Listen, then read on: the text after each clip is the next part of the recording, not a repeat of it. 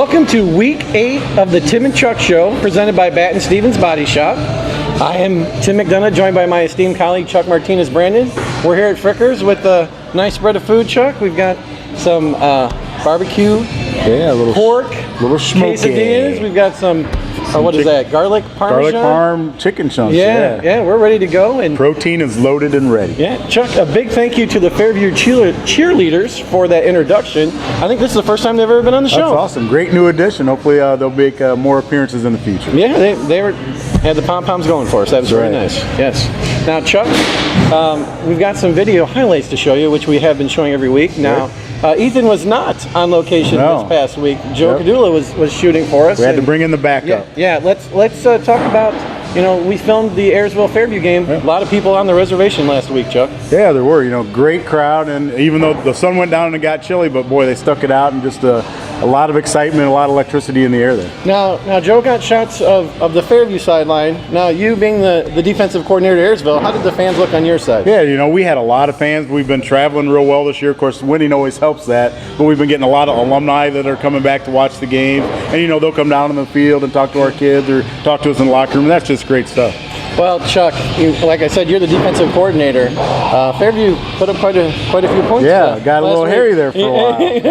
Well, I mean, I'm glad to see you still have some of yours left. Not much. It's sort of shaved down to the nubs, but the Fairview came out. They had a great game plan and really turned into a great ball game. Yeah. Now, Chuck, we're going to show you some of the scores here. So let's talk about this. We've got a nice, tough run by Ayersville's DJ Ray early on. Outside TD run by Casey Williams. Those are just a couple of the highlights. There were two big highlights on scores we want to show you. We're going to save one for the Jacobs Meets Play of the Week, but this one was under consideration for the collision of the week. Chuck, why don't you talk a little bit about Fairview quarterback Jason Hart takes off running? Yeah, he takes off running. He's getting near the goal line, and our cornerback Mikey McGuire comes up and just puts a big lick on him, and one of our linebackers, K-Dubs, Casey Williams, was there too. The ball comes popping out of the air, falls into the end zone, and Fairview gets it. For a touchdown. But it was a great play. That's a great video work right there. Yeah, as a defensive coordinator, your kids did everything right except get on the ball, right? Except get to the ball. That's right. And it wasn't for a lack of trying. No, and that's what you want to yell at them. If we had more hustle, we get to the football. But we had like 5 or 6 guys there. Right. Fairview guys just happened to be closer where the ball fell. Yeah, so we thank Joe for some of the great shots this week. Now, Chuck, it's time for our Varsity Club Apparel Company Game of the Week. And this week we're going to feature Napoleon. Yeah. Now, they come in 4-3. They're hosting Anthony Wayne. 2-2 in the league. With 2 losses, they're probably out, but this is a big week for them as far as computer points in playoffs with only a few weeks left. They're going against an Anthony Wayne team ranked 15th in the state in Division II. Yeah. They're 6-1, still unbeaten in the NLL, and there's computer points up for grabs for them too. Man, for both teams, there's just a boatload of computer points. Like you said, Napoleon's coming in. They're just barely outside that top 8. They get a win against a team with six victories under their belt. That's a lot of computer points that could propel them way far up into the standings. Well, Chuck, talk a little bit about this Anthony Wayne team. They rallied to beat Bowling Green last week, who was also unbeaten in the league at that point. They did it without their quarterback, who got knocked out early. Yeah, he did, and they bring in their backup. And the kid was normally a running back / wide receiver. He comes in, very athletic kid.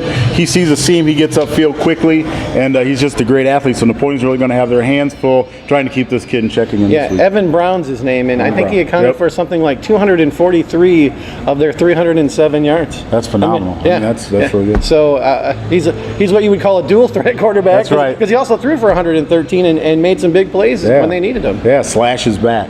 Yeah, there you go. There you go. Now, for Napoleon, Chuck, Dylan Unverfirth, Alex Andrews, and Blake Fisher have been the main guys controlling the ground game for the Cats. They're going to need to do that this week to win this game, aren't they? Oh, yeah, definitely. When you have an offense that can score, there's video out there of Evan Brown taking it 50, 60 yards, hitting big home runs. You need to control the clock, and those guys can really help the Wildcats do that this week. Control the clock, pound it, and get yardage, but then you got to score after you control the clock. If you don't score, it's all for naught. It should be a great matchup. Obviously, Napoleon wants to bounce back after a loss to Maumee last week. All right, Chuck. It's time where we hand out a few awards. There's one that we call the Rose Insurance Collision of the Week. What do they say about that? At 7:05 every Friday, collisions start around the area. But there's only one Rose Insurance Collision of the Week. What do we have this week, Chuck? It'll come from our Ayersville-Fairview game. We have Fairview quarterback Jason Hart. He fakes the handoff to teammate Riley Eater. but then Big Daddy Jake McGuire gobbles him up, and then Dakota Schweitzer comes in and does a little cleanup duty. That is your Rose Insurance Collision of the Week. And now, we prefaced it a little bit ago, the Jacobs Meets Play of the Week. We have Ayersville quarterback Dawson Dales back to pass.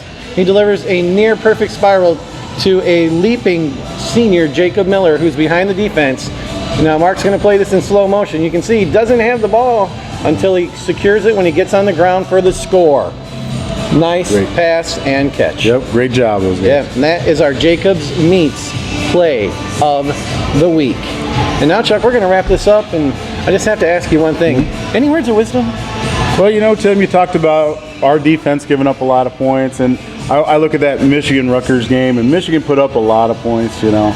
And as a defensive coordinator, you look at it and you say, you know, it's not the other team's job to stop them. It's my job to stop them. See you next week.